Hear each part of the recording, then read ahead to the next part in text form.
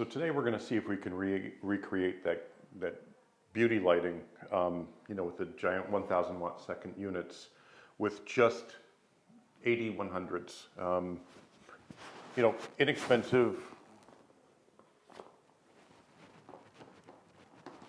Wow. It does hold it in there good, the angler.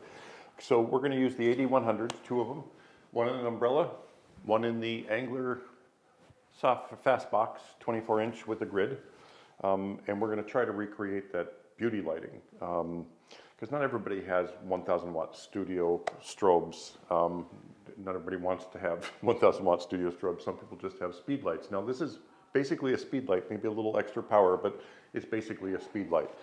So we'll see what kind of power we need, what our camera setting is going to be. I'm going to try to keep it at ISO 64.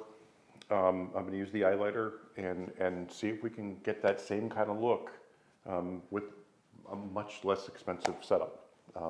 Anyway, let's give it a shot and see what we can do. If you have any questions after the shoot, leave them below. I'll be glad to answer them. But I'm interested as well to see what we can do with this and to see what we can create for that kind of beauty lighting, with this smaller, much less expensive setup. So enjoy the shoot. If you have any questions, leave them below. So right off the top, this is a very short video, I apologize, but it just gets to the point quickly. Right off the top, I can see, more depth in the 1,000 watt second flashes versus this, obviously, because I did have to take this down to like 3.5 to f4, to get the light that I wanted. And I'm not getting as much coverage. I can put them in a larger modifier or a different modifier, but they don't have the power to fill them. So they filled the umbrella and the small 24-inch softbox without issue. And of course, the grid takes quite a bit away from it.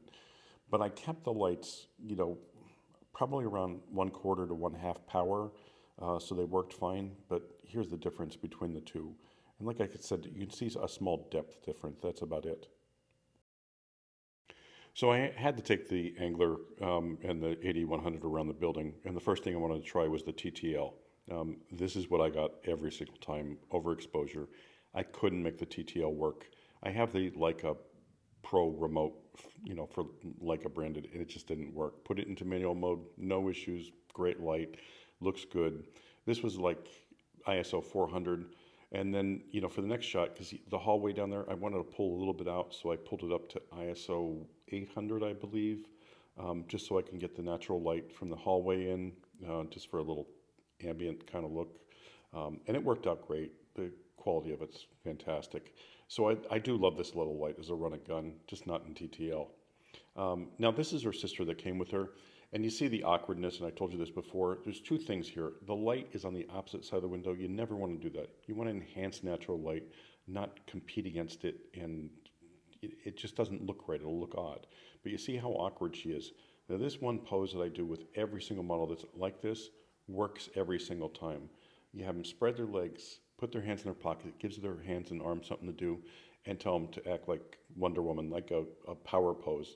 And it changes their demeanor and changes their look instantly. So just a really quick tip with all this stuff, information I'm giving you. Have a great day.